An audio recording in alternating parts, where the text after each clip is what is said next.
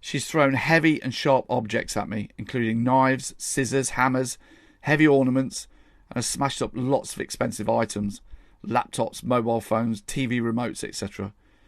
I feel that if I told her I was finally leaving, she would have attacked me in a violent rage and killed me. I was whipped across my face and back with a radio aerial, had my testicles squeezed and kicked.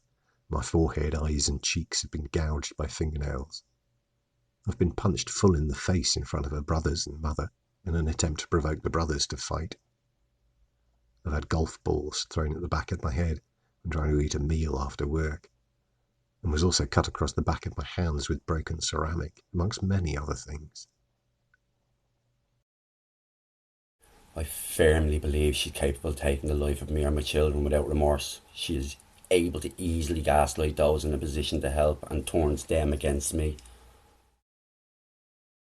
She threatened to have me murdered, and I was scared that she might actually stab me. There was a period when I was always looking at her hands to make sure she didn't have a knife in her hand whenever she entered the room. She fractured my cheek and split my eye. I woke to her jumping on top of me.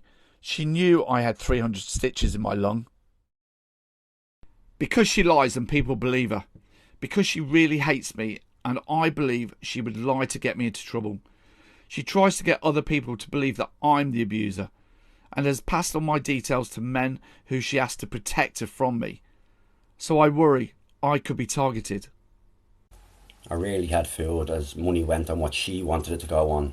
My sleep schedule was erratic, and this is part of the reason for the eventual mental health crisis. Because she is a dangerous liar who will say whatever she wants to get what she wants from whoever she needs it from. If I'd been convicted of the false allegations she accused me of, I would have got 5 years in prison. I still get insecure when I'm out and about. I have to record myself everywhere I go with dash cam, just in case I'm accused again. She can do and say anything about me, lie to the authorities, raise false allegations, alienate my child against me, and there is nothing I can do about it. I have no rights. The authorities were on her side. Despite there being no evidence, it was assumed that I was guilty of abusing her. The threats that she would make things up about me and prevent me seeing the children and lose my job. I thought I could end up homeless with nothing. I was scared of losing my daughter because I knew she was capable of using a child as a weapon. Ongoing abuse in the form of false allegations from her and using them to halt family court proceedings and prevent access to my son. Because my ex-wife is still trying to control me through our children. My ex is still controlling me through the court system and by continuing to teach my children to hate me. An ongoing child arrangements case which has lasted a year and a half. It's still a few months from conclusion and the psychological abuse continues in the allegations being made against me and in the fact-finding hearings when your abuser and their barrister paints you as someone who you're not. When their deception succeeds in the family court, it's very difficult to accept. You know you've done little wrong and all you want is contact with your children. If you try to call out the behaviours, these saved behaviour patterns, when you see them in other females, you get labelled as a woman hater, an angry man, and so on. Because I am acutely aware of what is sayable and what is unsayable, and the way in which the truth around domestic abuse is distorted. My partner used to deny that she hit me, and it is very difficult for me, and I presume for other victims too, to confront a society that is sceptical of men who claim to be victims of domestic abuse. I could not sleep through stress, and would often go for 3 days and nights straight without sleeping. I became unable to handle any stress at all, and even my speech was affected. I went from being quick-witted and articulate to being unable to string a coherent sentence together much of the time. My life slowly started to revolve entirely around not making her angry. She'd generally get angry just before I was going to go to bed, so I ended up with very little sleep, as she wanted to have entirely circular arguments for hours. My work suffered, and I eventually had to take redundancy. I struggled to concentrate and sleep. I lost my job, I lost my home. I get emotional and upset regularly. I'm constantly anxious for my child's well-being and future. I lost 20 kilos and became dangerously underweight.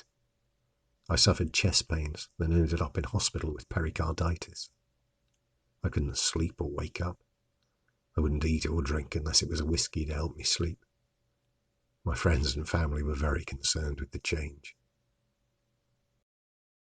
She stabbed me with a kitchen knife, and I stitched it myself as she begged me not to go to hospital in case she got in trouble. I was drinking a lot of alcohol to try and block out the pain. I ended up in hospital due to really high blood pressure and anxiety. I was suicidal. It took a long time to realise how this has affected me, and many years to actually acknowledge that I possibly was a victim of domestic abuse. I get upset many times a week, a day. I don't get much sleep. I have a low mood a lot of the time, a lack of energy and interest in things I used to. I'm anxious for my child's well-being all the time. These feelings I feel are mainly after the contact with my child stopped, but heightened after the false accusations and a serious accident. A huge level of anxiety as I was being painted out to be someone I'm not, second-guessing everything I do, walking on eggshells to avoid future conflict, feeling not in control of my own life and that of my children. Significant impact on mental health. I had counselling due to suffering with severe anxiety, especially when I wanted to buy myself something. I remember wanting to buy a shirt, and I felt guilty for wanting it, as it would be spending money. I became incredibly anxious to what she would do and say if I did. I'm a bitter, lonely man. I'm filled with rage and despair. I think of suicide most of the time. I don't trust other people. I'm 58 years old and the last 20 years of my life have been grim and they won't get any better. The control will continue until I'm in the grave. I feel extremely restricted in my life, generally because of the consequences of doing things she doesn't approve of. I often have to meet friends in secret and feel I can't leave because of the threats in the past about suicide. She would square up to me, but then say I was the one threatening her. When I got upset, she'd say I need to man up. When I didn't respond, she'd ask me if I was a mute. I tried to walk away from her a few times, and she'd block my way and say we weren't finished. On the few occasions I argued back, she made me feel like a monster shouting at her. I feel like I'm disappearing and wish I could simply flick a button and stop existing to stop the constant pain.